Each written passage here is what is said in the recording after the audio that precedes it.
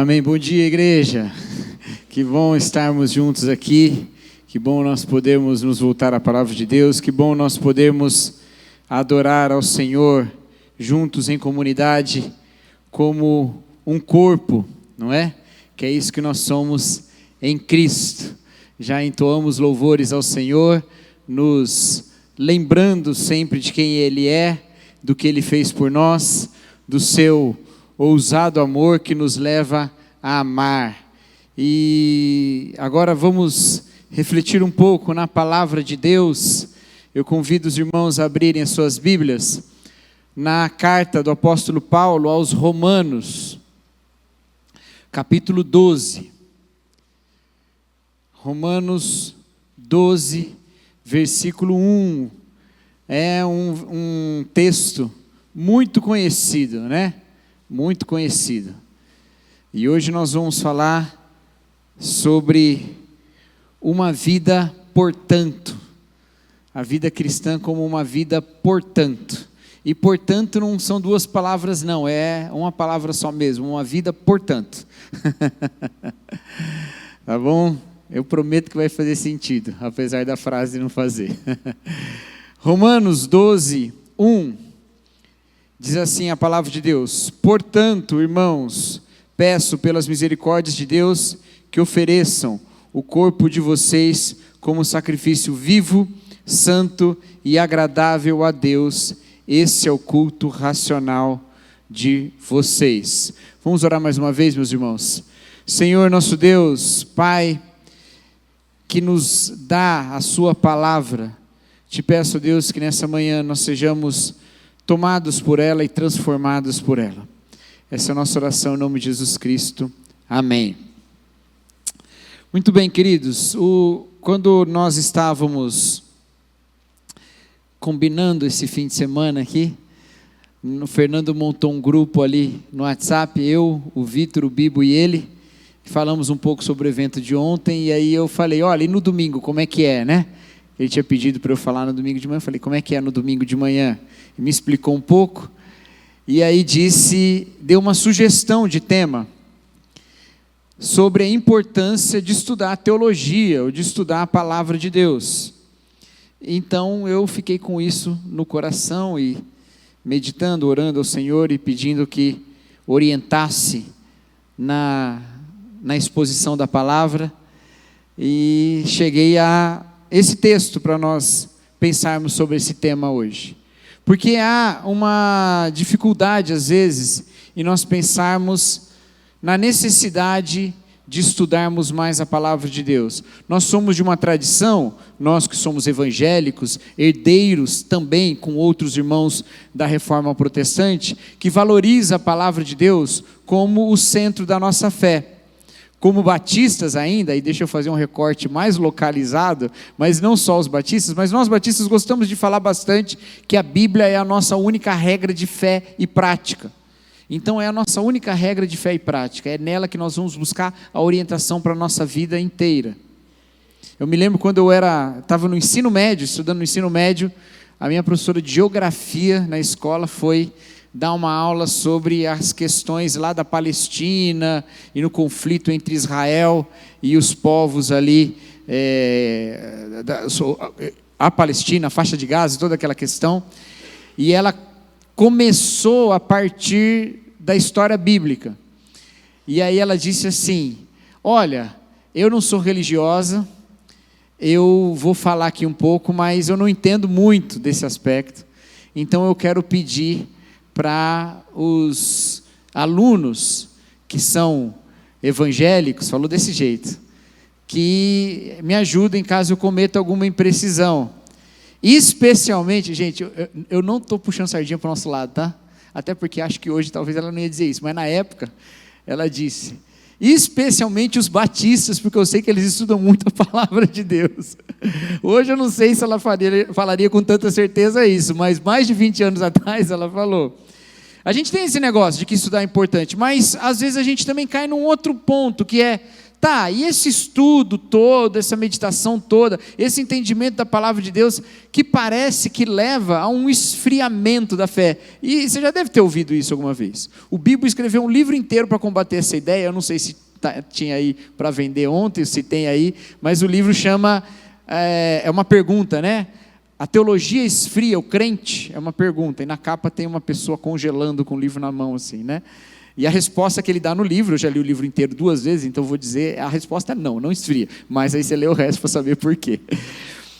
A ideia que às vezes a gente tem é que, sim, se você entra apenas no estudo, você acaba esfriando. E veja, isso não é algo totalmente desprovido de verdade.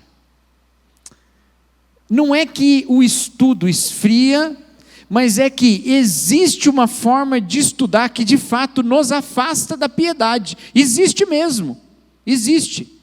Porque o apóstolo Paulo fala aos Coríntios que o conhecimento, a verdade, ela às vezes nos infla, mas que o amor edifica em tudo.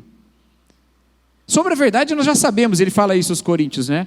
Só que o problema é esse conhecimento, essa verdade sem amor. E por isso no texto, inclusive, que inspira a canção que foi cantada hoje, composta pelos nossos irmãos aqui, o texto que fala lá em 1 Coríntios 13, se eu tiver toda a ciência e não tiver amor, não adianta. Então existe sim uma forma de ter conhecimento, existe sim uma forma de ter estudo, existe sim uma forma de aprender a palavra de Deus e se afastar da piedade. Existe. Que forma é essa? Aquela dos mestres da lei, que estudavam muito e se afastavam de Jesus. Jesus fala, olha, vocês acreditam que na palavra vocês têm vida, mas eu chego aqui diante de vocês e vocês não me reconhecem. Vocês não reconhecem que Moisés falava de mim. Eles estudaram muito e se afastaram de Cristo. Como que isso é possível? Isso é possível quando o estudo se torna fonte de orgulho. E muitas vezes ele se torna. Eu fui professor de seminário, né? E às vezes a gente via no seminário, não era muito frequente, tá? Deixa eu já dizer que não era tão frequente você identificar isso no seminário. Mas isso é muito frequente na carreira pastoral depois. Você identificava às vezes aqueles que estavam no seminário só porque eles queriam ter a posição de ensinar alguma coisa para alguém. Ter a posição de estar diante de alguém, ter a posição de receber um convite para algum lugar, de ser valorizado pelo que sabe. Esse é o tipo de conhecimento que afasta de Deus. Conhecimento que afasta de Deus. É possível mergulhar na teologia afastando-se do Deus da palavra. É possível. Isso que talvez nos gere um certo afastamento de estudar. O Fernando pediu para eu falar sobre a importância de estudar e eu estou falando do perigo de estudar, né? Calma, eu vou chegar na importância. Isso talvez nos leva a se afastar. E você vai ouvir algumas pessoas assim, tem muita teologia e tem pouca vida e tal. Não. O problema não é ter muita teologia, o problema é ter teologia sem Deus. Eu uso uma imagem para tentar explicar isso. Vamos lá. Eu sou casado com a Natália, minha esposa, que eu amo profundamente. Imagina e que além de ser a pessoa que eu amo profundamente, ela também é a minha melhor amiga. Eu amo estar com a minha esposa, a gente sempre está muito feliz de estar junto, sempre. Ela fez uma viagem uns meses atrás aí, a trabalho, ficou um bom tempo longe de mim, o pessoal da igreja começou a mandar mensagem para ela no WhatsApp, falou, volta que o homem vai morrer. Não morri, viu? Ela não precisou voltar antes não, deu tudo certo. Mas imagina que eu estou lá convivendo com a minha esposa e de repente mexendo lá no nosso quarto da bagunça em casa, eu encontro uma caixa. E essa caixa está cheia de coisas antigas. Cheia de coisas antigas. E aí eu começo a mexer e eu não reconheço aquelas coisas. Um monte de coisa antiga lá, antiga assim, né? De umas décadas atrás. Mas eu não reconheço nada daquilo. Aí eu chamo a Nath e falo assim, Nath, o que é isso aqui? Que caixa é essa? Aí ela olha e fala, essa caixa aí estava lá na casa da minha mãe, eu trouxe. Ela tem umas coisas minhas, do tempo da infância, da adolescência, um tempo aí de solteira, tem umas coisas aí. Aí começa a mexer na caixa. E começo a encontrar umas coisas legais. Eu pergunto para ela, posso mexer? Alguma coisa assim. Não, pode mexer. Eu começo a mexer, começo a encontrar umas coisas legais. Encontro uns papéis de carta, que ela trocava cartinha com as amigas na escola. Encontro o boletim antigo da escola. Encontro o brinquedo que ela tinha quando era criança. Né? Vou encontrando coisinhas assim, diário. Pode mexer no diário? Pode mexer ali, eu nem lembro o que eu escrevi aí. Vou encontrando, né? trabalhinho, desenhinho que fez não sei aonde e tal, e vou encontrando. E quanto mais eu vou lendo aquilo, mais eu vou me encantando com aquilo lá que eu estou encontrando. E mais eu vou conhecendo sobre ela também. E aí eu vou, movido por esse amor que eu tenho por ela, eu vou ali mergulhando naquela caixa. Agora pensa comigo, se dia após dia eu passasse o tempo todo mexendo naquela caixa, acordo cedo, rápido, já vou para aquela caixa, vou lá descobrir mais alguma coisa, ler alguma coisa, encontrar alguma coisa nova. E aí vou, e fico lá, e aí é hora de almoçar, falo, não, daqui a pouco eu como, e fico ali mexendo, e é hora de jantar, não, daqui a pouco eu como, e vou emagrecendo, fico... aí vou dormir tarde da noite, já quando não estou aguentando mais, aí volto depois no outro dia de manhã rápido, e vou, e vai, se passa uma semana, 2 semanas, 1 mês, 3 meses, 1 ano, o dia inteiro eu mexendo ali de maneira frenética, compulsiva, e não convivendo com a minha esposa. Esse é o estudo da teologia sem piedade. É quando você pega a Bíblia como uma caixa de registro sobre Deus e não convive com Deus. Fez sentido? Fez, não fez? E isso acontece. Alguém diria para este marido que ele está doente. Só que para o teólogo orgulhoso que só quer saber da Bíblia como quem domina Deus e não quem convive com Deus, a gente costuma não falar que ele é doente, a gente costuma chamar ele de mestre. O problema que nos faz nos afastar do estudo da palavra de Deus é que muitas vezes a gente testemunha esse tipo de coisa. Pessoas que aprendem muito da palavra e não fazem desse conhecimento da palavra uma forma de conviver com Deus, que não trazem aquilo que conhece de Deus revelado nas Escrituras para a vida e para o convívio com Deus que continua vivo e existe hoje.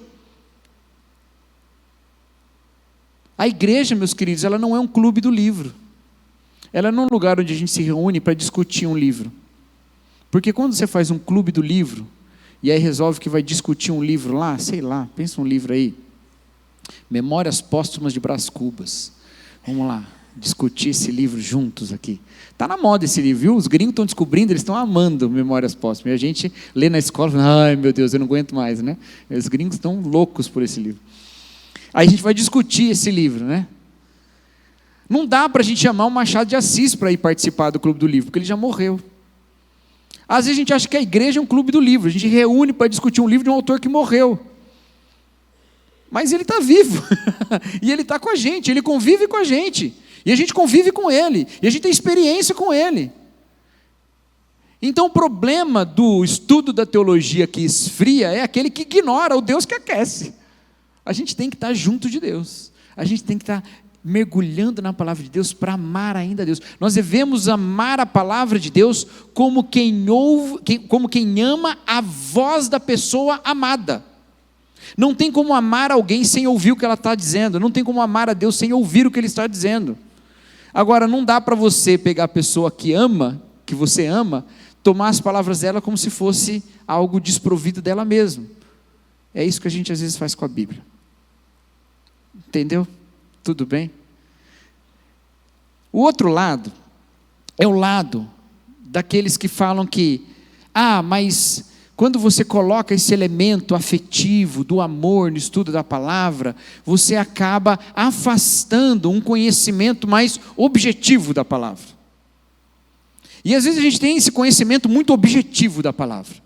Não, porque a palavra de Deus diz assim, porque essa palavra no grego, excelente estudar o grego. Inclusive eu vou falar grego daqui a pouquinho para vocês aqui, tá? Só para me orgulhar. Não, brincadeira, vai ser importante. Mas as pessoas às vezes falam assim, não, porque se eu for só por esse lado afetivo, da experiência e tal, eu perco a objetividade do que está escrito. Se for perder a objetividade do que está escrito, está errado mesmo. Mas veja que nem sempre a nossa relação afetiva com o autor de uma palavra atrapalha o entendimento. Na verdade, muitas vezes ajuda o entendimento. Ajuda o entendimento daquela palavra. Vou dar um exemplo para vocês. Você já assistiu filme de guerra? Sabe? Guerra do Vietnã, por exemplo. Já viu filme de guerra do Vietnã? Filme americano, né? Que aí conta o lado dos soldados americanos, né? Eu nunca vi um filme sobre a guerra do Vietnã que tenha sido feito pelos vietnamitas, né? Só vi filme americano, né? Mas tá bom, tudo bem, vai funcionar, para os nossos propósitos aqui vai funcionar. Aí tá lá, né? Guerra do Vietnã. Tem aquele filme, eu gosto muito desse filme, inclusive, lá do Forrest Gump, né? Contador de histórias, que ele vai para a Guerra do Vietnã. E aí lá, tem ele lá escrevendo as cartas, né, para Jenny, né? Ele escreve as cartas e ela nunca responde, né? Agora, pensa o outro lado, né? Pensa um soldado que vai para a guerra, porque nesses filmes sempre tem isso. Eles estão lá na guerra, aquele inferno mesmo, né? E sempre mostra os horrores da guerra como um inferno. E ele recebe carta das pessoas que ele ama. Ele recebe carta lá da sua noiva, que ficou no país de onde ele saiu. Aí ele recebe aquela carta. Aí ele vai ler aquela carta. É um momento de emoção, não é? Ele está lá no meio do impensável. Aí ele pega aquela carta, ele abre aquela carta, ele começa a ler aquela carta. Aí ele lê aquela carta inteirinha, aí ele chora, ele se emociona, tal. Aí no outro dia, só tem aquela carta de novo, não tem outra ainda. Aí o que ele vai fazer? Ele vai ler de novo aquela carta. Às vezes à noite, com uma vela acesa, e ele vai lá ler. E agora ele vai ler com mais atenção. E ele vai ler, e ele vai perceber onde a caneta deu uma tremidinha quando ela escrevia alguma coisa um pouco mais emocionante. Onde a tinta deu uma manchadinha porque ela chorou e a lágrima caiu ali. E aí no outro dia, ele só tem aquela carta, ele vai ler de novo. E aí ele vai imaginar a voz dela falando aquelas palavras. Motivado pelo amor, ele se dedica em cada detalhe do que está escrito. Motivado pelo amor a Deus, nós nos dedicamos a cada detalhe do que está escrito. Por isso que a gente estuda com profundidade a Escritura. Não é para se orgulhar, é porque a gente ama quem escreveu. A gente ama quem falou essas palavras. A gente quer o encontro mais e mais. E esse é um encontro que a gente tem até o dia em que a gente vai ver face a face. A afetividade não está distante da teologia. A afetividade não está distante do estudo. Ela é presente. Porque nós temos um Deus que é uma pessoa, com quem nós temos uma relação. Não dá para ignorar a relação ao estudar a palavra de Deus. Amém, meus irmãos? Mas eu disse que a mensagem se chama uma vida portanto, né? E por que ela se chama uma vida portanto? Porque é a palavra que começa esse versículo na versão que eu estou usando aqui, que é a NVI 23. Portanto, irmãos, peço. Portanto, irmãos, peço. A carta de Paulo aos Romanos, ela é a maior carta que Paulo escreveu. E ela é onde Paulo articula alguns dos seus temas mais importantes, como justificação pela fé, santificação, a salvação pela graça, a união entre gentios e judeus. E ela foi escrita de uma maneira que nos dá a ideia de que ele tinha um problema para resolver entre os romanos. Qual que era o problema que ele tinha para resolver entre os romanos? O problema é que Roma era uma cidade muito grande, com cristãos que a gente não sabe de onde vieram. A gente não sabe. A gente sabe que não foi Paulo que plantou a igreja em Roma, e a gente sabe que não foi Pedro que plantou a igreja em Roma, ainda que a gente também saiba que tanto Paulo quanto Pedro estiveram em Roma. Mas depois que o cristianismo já tinha chegado lá. Tem uma tradição antiga da igreja que diz que esses primeiros cristãos de Roma são aqueles que saíram lá do Pentecostes. Lembra que no Pentecoste a gente do mundo inteiro, inclusive em Atos, cita que gente de Roma estava lá. E que eles saíram de lá da pregação de Pedro, foram para Roma e começaram ali a pregar esse evangelho de Cristo. Pode ser, a gente não sabe. Pode ser que sejam eles mesmos. Ou algum outro cristão foi lá, algum missionário. Roma era o centro do império, o pessoal viajava o tempo todo. Tanto que lá no capítulo 16, Paulo cita um monte de gente que ele conhecia que estava em Roma. Pode ser que um desses começou a igreja. Mas a gente sabe de algumas coisas sobre o contexto aqui de Roma. Essa igreja, provavelmente, muito certamente, não temos muita dúvida sobre isso, foi fundada, foi plantada por judeus convertidos a Jesus Cristo. Tudo bem? Como as igrejas todas do Novo Testamento, praticamente, foram plantadas por judeus que se converteram a Jesus.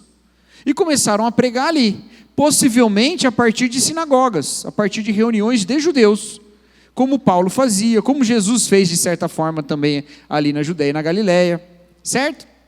Então, é uma igreja que começa com uma característica muito judaica. E assim como aconteceu em Antioquia, certamente em Roma começaram a chegar gentios, gente que não era judia, e foi se aproximando da igreja, e foi formando uma igreja multicultural, multiétnica. Tem judeus e tem gentios, e eles estão tudo junto lá. Só que a gente sabe também que o imperador passou uma lei expulsando os judeus de Roma. Isso é muito curioso, porque a gente tem uma evidência extra-bíblica disso, de um historiador romano, que fala que esses judeus foram expulsos de Roma porque eles discutiam por causa de um homem chamado Crestus. E a maior parte dos historiadores entendem que esse tal de Crestus não era um homem que estava nas sinagogas brigando com os judeus. Na verdade, era discussão no meio do judaísmo romano por causa de um homem chamado Cristos. Entendeu? Ele não sabia direito o que era, ele escreveu Crestus. Entendeu? Então, o que aconteceu? E isso a gente vê no Novo Testamento. Quando o cristianismo chega nas sinagogas, tem um quebra-pau. Aconteceu lá em Tessalônica, aconteceu em vários lugares, né? Tem um quebra-pau, o pessoal começa a brigar. Tem aqueles que perseguem os cristãos, tem os cristãos que ficam, tem lugar que todo mundo se converte ao cristianismo praticamente, tem lugar que isso não acontece. E aí eles começaram a causar tanta confusão que o imperador falou, quer saber, vai tudo judeu embora. Eles não sabiam que nem todo cristão era judeu. Então ele expulsa de Roma todos os judeus, e a gente sabe disso em Atos, fala que Priscila e Áquila foram expulsos de Roma nessa época por causa do édito do imperador. Eles são expulsos de Roma, mas a igreja não foi toda embora, porque não tinha só judeu na igreja, tinha gentil. Que igreja ficou em Roma? A igreja dos gentios. Aí os gentios estão lá e os judeus todos foram expulsos. Os judeus que conheciam o Antigo Testamento, que sabiam dos profetas, foram tudo embora. E ficou os cristãos lá, gentios, que sabiam algumas coisas, mas que não tinham, por exemplo, as práticas da Torá, de alimentação, a guarda dos dias, muito menos a circuncisão. Aí o imperador morre e os judeus voltam. E quando voltam, eles encontram uma igreja que é só de gentio agora, completamente diferente da igreja que eles deixaram. E aí começa a ter os problemas. Por isso que Paulo vai escrever a carta aos Romanos. Ele tem dois motivos principais. Uma é dizer, Romanos, fica prontos que eu vou passar aí porque eu quero ir para a Espanha e eu vou passar por aí, vocês me ajudam. Inclusive contribui financeiramente para eu conseguir chegar na Espanha, porque não era barato fazer isso. Então se prepara, vocês não me conhecem, estou aqui dizendo, inclusive, essa galera toda que eu estou citando, são todos meus amigos, pode falar com eles que eles vão dizer quem eu sou. Capítulo 16, ele cita os amigos dele. Mas o segundo objetivo dele era juntar essa igreja que está tendo problema. Tanto que ele vai falar no comecinho do livro, ele diz assim, olha, você que é judeu, acha que é melhor que o gentil? Peraí, o gentil faz tudo de errado. Mas tem o gentil que não faz tudo de errado, mas também às vezes erra. E tem você, judeu, que conhece a lei e também erra. Então o que acontece? Acontece que todo mundo pecou. Que todos pecaram, todos se afastaram de Deus. Todos são carentes da glória de Deus. Mas, pela fé em Jesus, pela justificação em Jesus, nós somos unidos. Aí ele vai explicar, porque Abraão, ele não é o pai dos judeus circuncidados. Abraão creu e isso lhe foi imputado como justiça.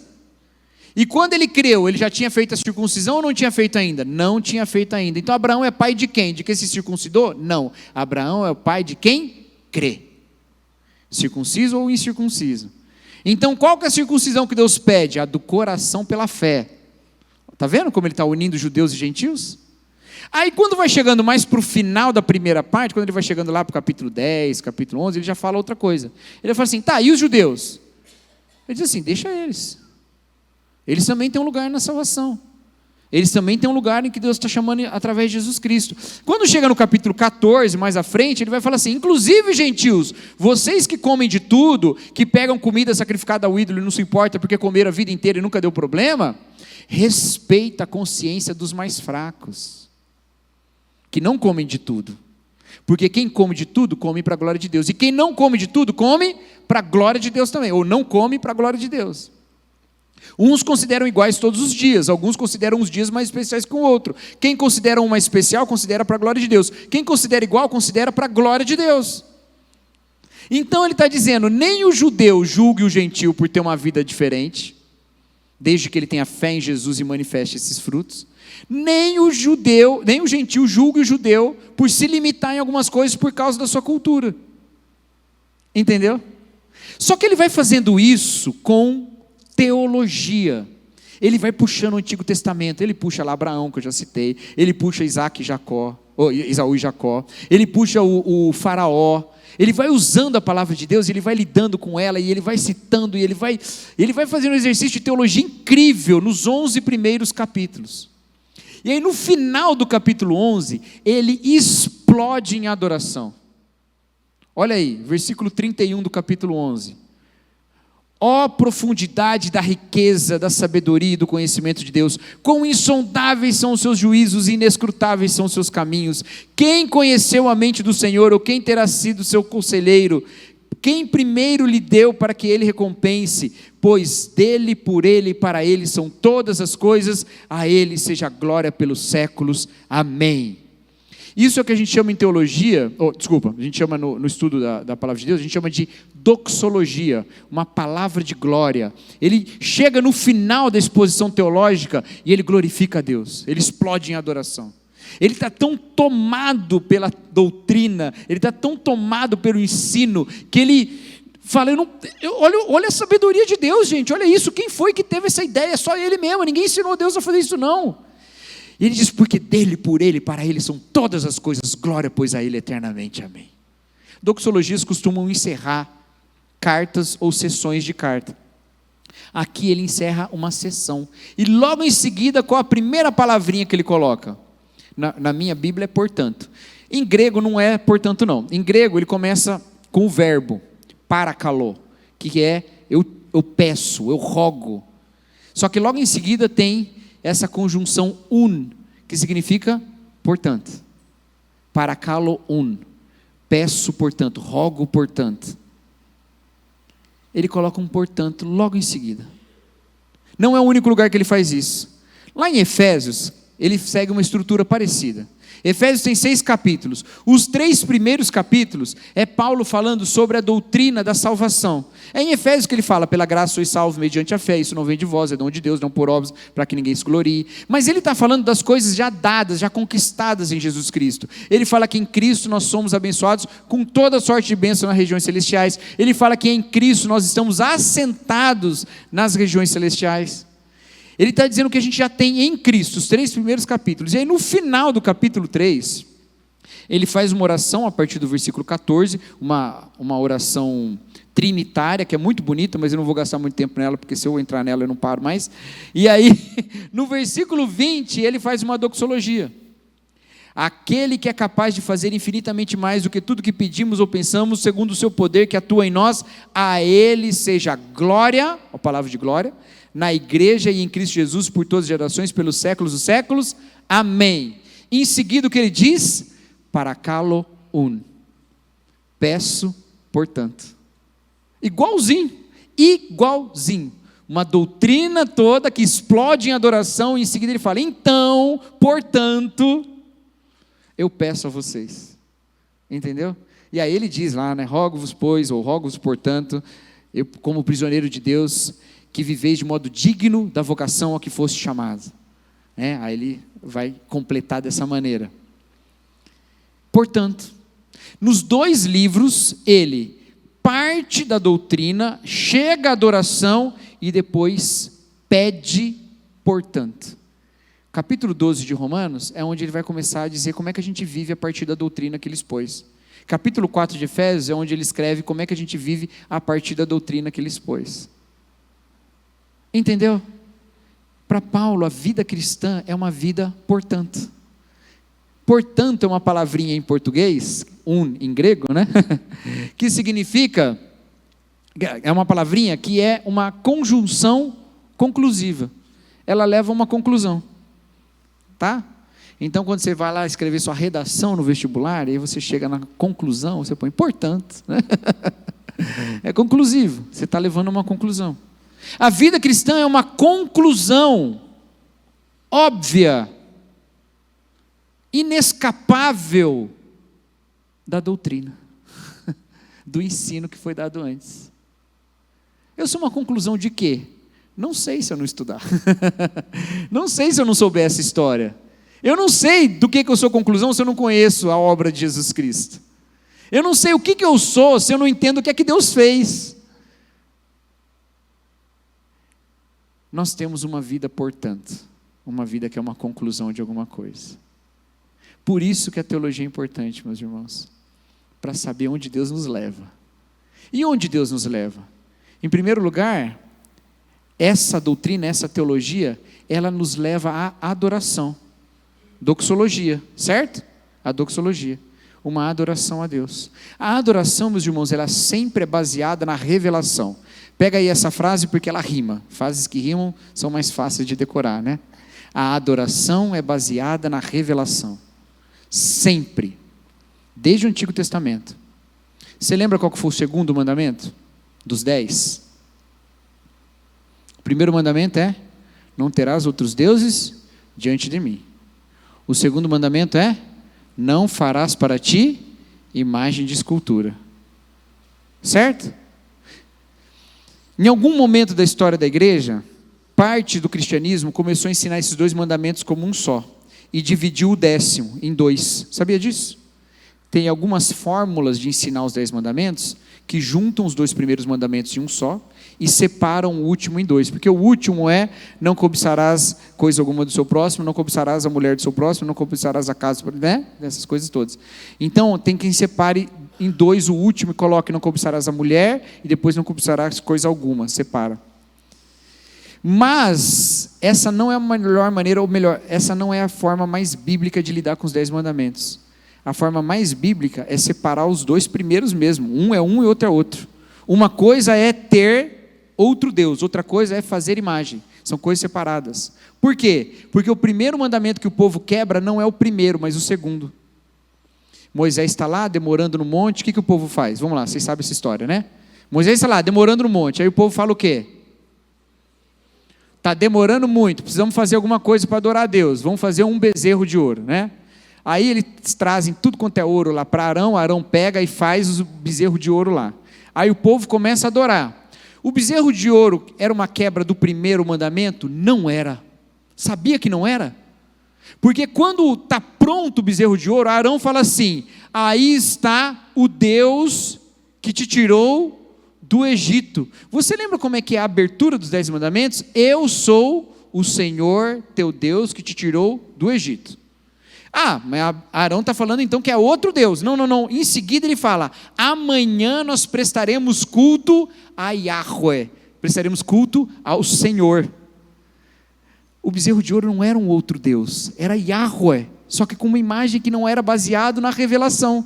Tem problema fazer imagem? Ah, sei lá, Deus mandou fazer querubim, não mandou? Para botar lá em cima da arca da aliança. Deus mandou fazer uma serpente, não mandou? Para livrar lá do pecado da punição lá de Peor, ele mandou. O problema é fazer a imagem? Não, o problema é fazer a imagem que Deus não revelou. E falar: Deus é assim, quando Ele não é. E a gente faz isso direto.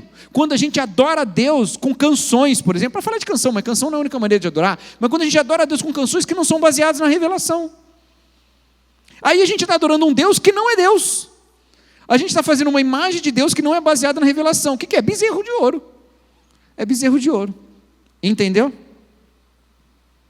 Então, o conhecimento da doutrina nos leva à adoração, nos leva a essa doxologia, essa palavra de glória, baseado na palavra. Sabe, pastor, tem uma coisa que eu tenho pensado ultimamente. Eu não fiz nada a respeito disso. E provavelmente não vou fazer. Mas eu tive uma experiência recentemente que tem mexido comigo. Os nossos cultos, eles são sempre adoração primeiro, louvor depois, não é? Quase sempre, né? Toda igreja que eu vou é assim. Minha igreja é assim. Se for qualquer culto da minha igreja é desse jeito. Igual foi aqui. Adoração e palavra.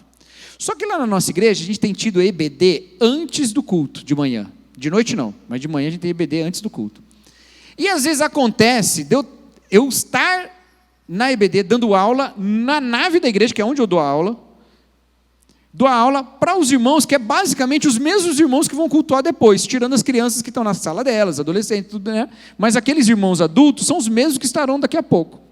E aí eu estou com eles falando da palavra de Deus, e às vezes a gente fica meio assim, queimado pela palavra, né? Incendiado pela palavra. E aí acaba a aula. E aí a gente vai para o culto.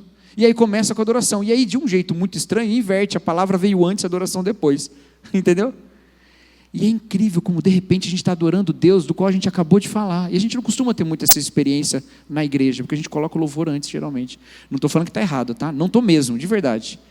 Mas essa experiência é tão boa, de você ser queimado pela palavra, e depois você fala, eu preciso adorar, porque eu acabei de conhecer Deus de um jeito que eu não consigo não louvá-lo. Eu acho que é o que o Paulo sentiu aqui no final do capítulo 11, que ele sentiu lá no final do capítulo 3 de Efésios. Eu preciso adorar, eu não me contenho, eu preciso adorar a Deus. Porque o verdadeiro conhecimento da palavra nos leva a uma adoração verdadeira. A adoração é baseada na revelação. E se você não lida, se você não estuda, se você não conhece, você não vai adorar. Você consegue pensar? Eu vou cumprir. Eu sou um homem de palavra, pastor, eu vou cumprir. Você consegue pensar qual momento da Bíblia você gostaria de voltar? Não vale a ressurreição. A ressurreição não vale, tá? Pensa um outro momento. Um momento da Bíblia que você queria voltar, uma história que você queria presenciar e testemunhar. Eu sei qual que eu queria estar.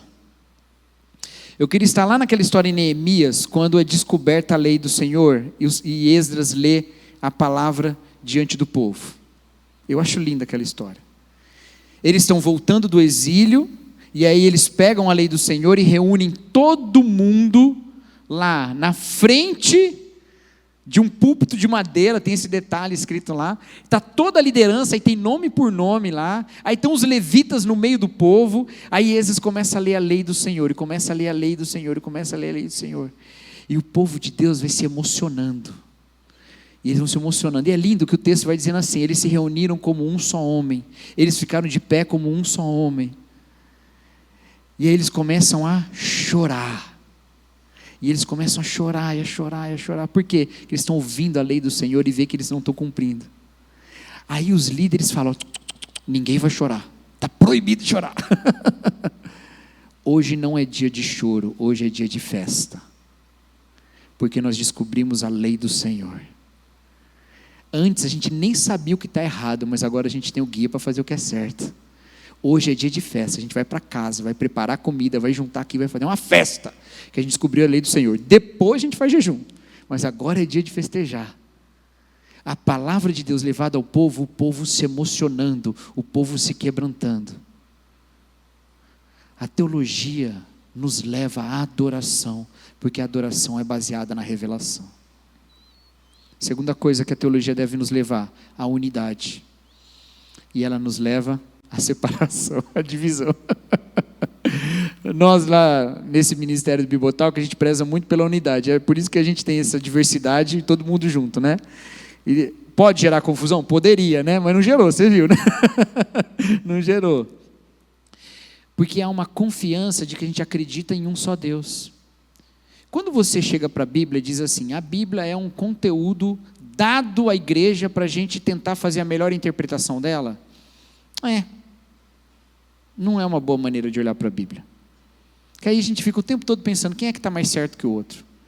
Mas quando a gente pensa que a Bíblia é Deus falando conosco, e a palavra de Deus é a verdade, e ela está correta, e as minhas melhores interpretações são uma maneira de eu tentar lidar com ela, e aplicar na minha vida, e aplicar na minha pregação, mas ela é que é a verdade, e não o que eu estou dizendo, aí a gente vai para a unidade baseada na humildade.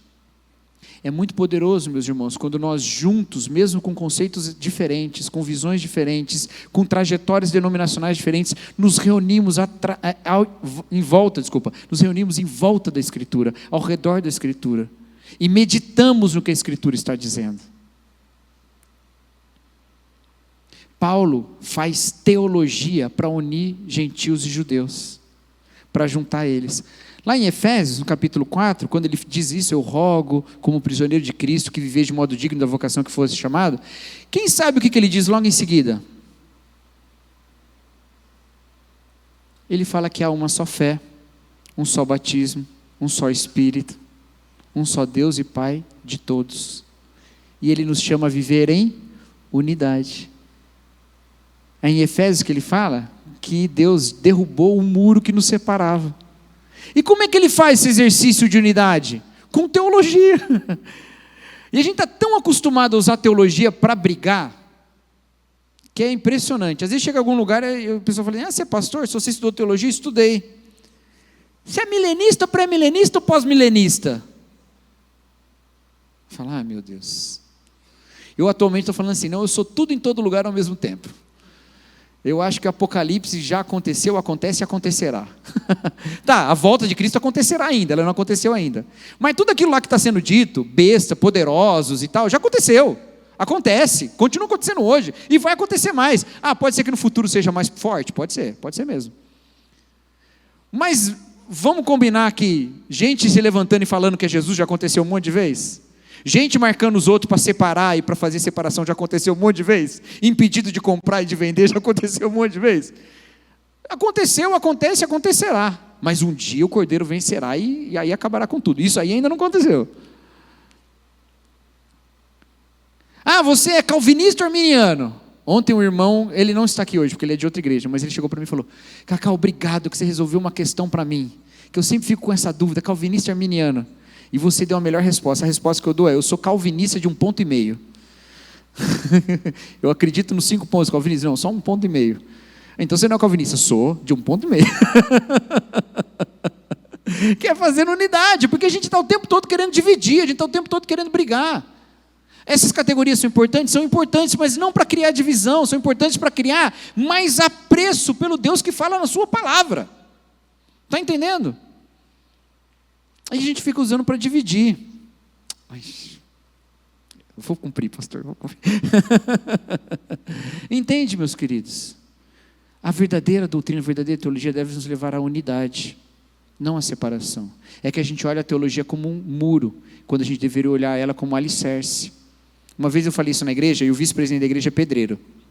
E ele falou assim, pastor, a sua analogia deu certinho, porque é exatamente assim.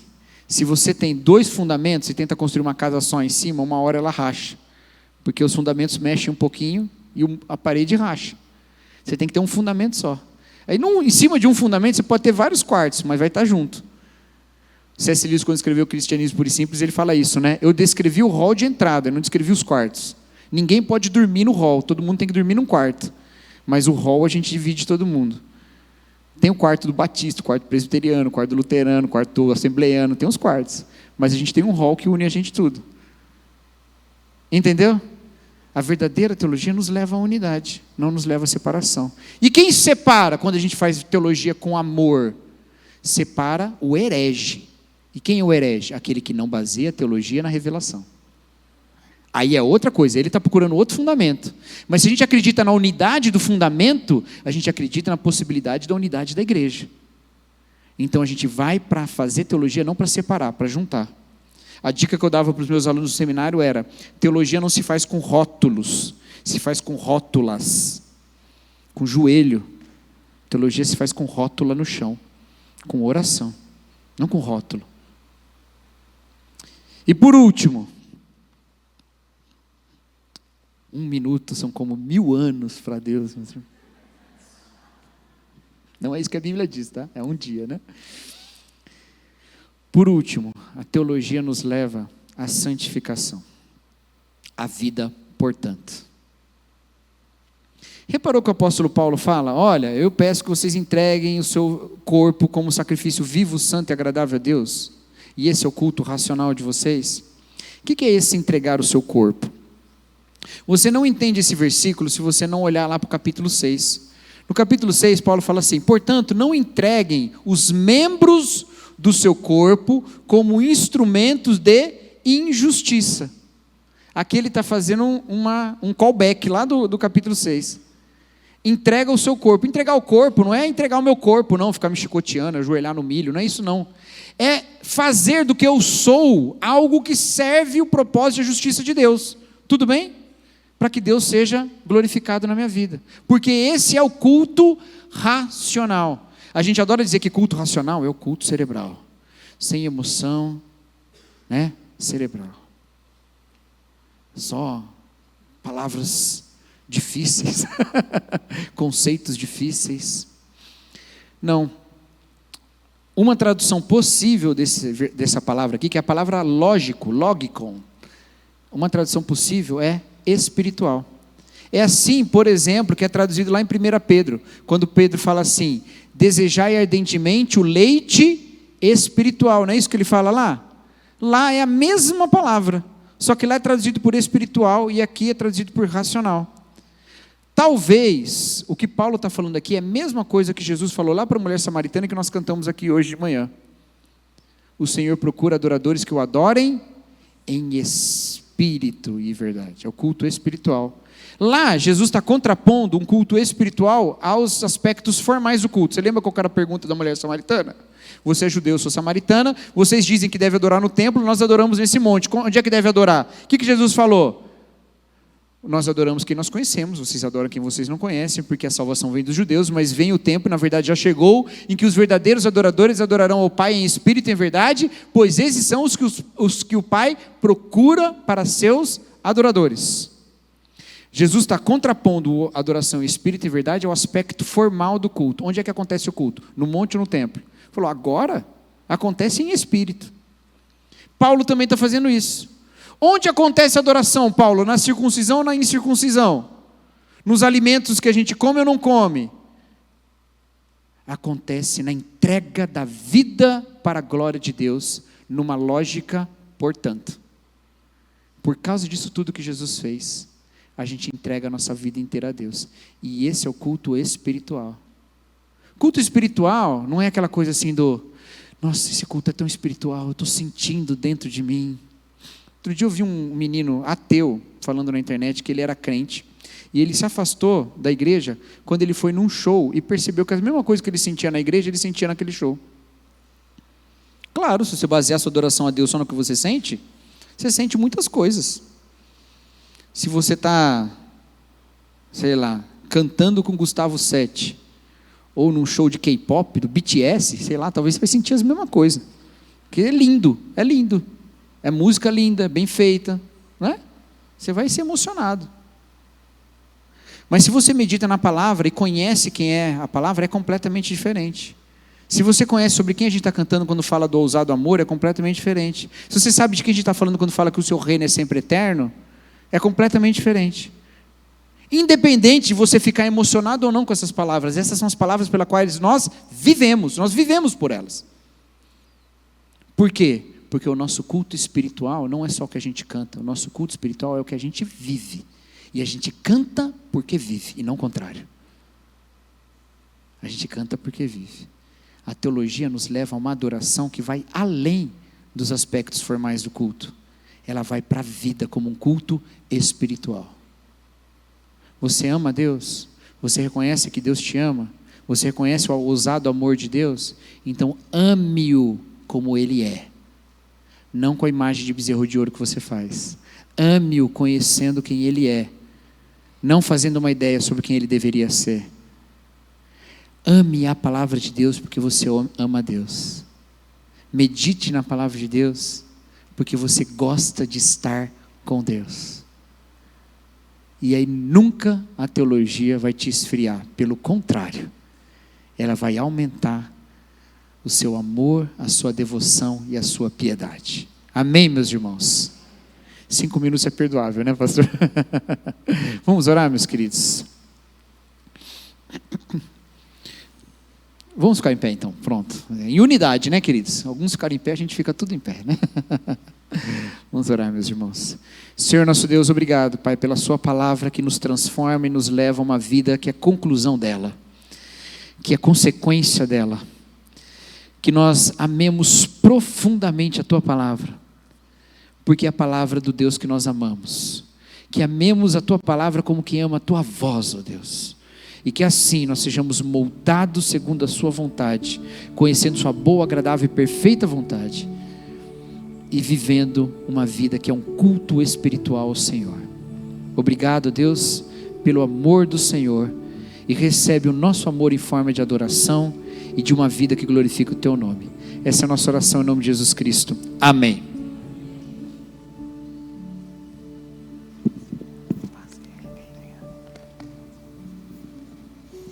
Amém. Glória a Deus. Obrigado, pastor Cacau Marques, pela ministração. Obrigado, Gustavo, também pela ministração. Deus abençoe o ministério do Gustavo. Deus abençoe o ministério do pastor Cacau Marques. Que a obra do Senhor continue a crescer. A palavra do Senhor vai dizer: conheçamos e prossigamos em conhecer ao Senhor. Quanto mais a gente conhece a Deus, mais a gente fica apaixonado por Ele. Quanto mais a gente conhece do Senhor, mais a gente entende o quão pequeno nós somos e o quanto mais dele nós precisamos. E isso é o que realmente traz sentido para a nossa vida. Nos mostra o caminho a trilhar e a caminhar com o Senhor a cada dia mais. Que essa seja a sede e a vontade do seu coração. Amém. Glória a Deus.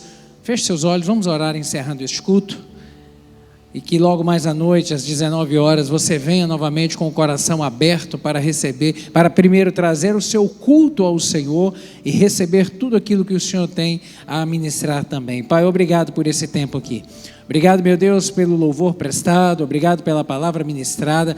A Tua palavra, meu Deus, ela é como um espelho para nós, ela nos mostra aonde nós precisamos melhorar, mas ela também é a revelação plena do amor do Senhor sobre as nossas vidas, meu Deus, e isso realmente nos constrange, porque apesar de nós, apesar das nossas falhas, transgressões, dos nossos pecados, o Senhor não desiste da gente, o Senhor nos ama com um amor incondicional, meu Deus, e nos perdoa, mas também quer das nossas vidas uma transformação, meu Deus, um caminhar genuíno com o Senhor, e é isso que nós queremos a cada dia mais, experimentar da bondade, da graça e desse amor maravilhoso sobre as nossas vidas. Completa essa palavra no coração de cada um dos meus irmãos aqui. Eu lhe peço que o Senhor nos despeça em paz, nos guarde e que à noite estejamos aqui novamente para prestar ao Senhor toda a honra, toda a glória, porque só o Senhor é Deus, Senhor dos senhores e Rei dos reis. Seja a tua graça sobre nós, é o que eu lhe oro em nome de Jesus. Amém. Que o amor de Deus, que a maravilhosa graça de Jesus e a consolação do Espírito Santo esteja sobre você e a sua casa, hoje e para sempre. Amém. Vá em paz. Deus lhe abençoe.